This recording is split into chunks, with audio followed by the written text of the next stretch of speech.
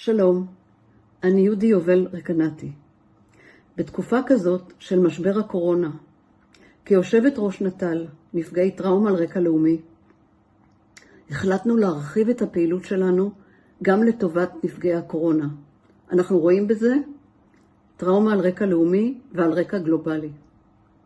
כמשקיעה חברתית וכיושבת ראש קרן גנדיר שתומכת בצעירים כבר שנים רבות, החלטנו להמשיך ולתמוך בגופים האלה בגלל החשיבות ובגלל הקשיים שהמגזר השלישי פוגש.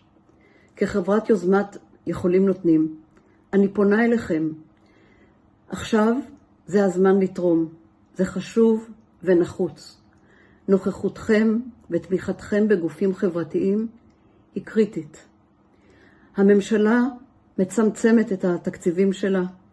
לצערנו גם הפילנתרופיה מורידה ווליום, ועד שהמצב יתאושש, נקווה בחודשים או בשנה, שנתיים הקרובות, הנוכחות שלנו מאוד מאוד נחוצה.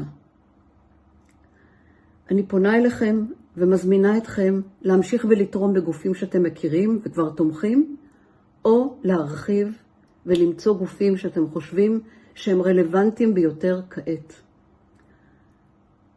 המון תודה על ההקשבה.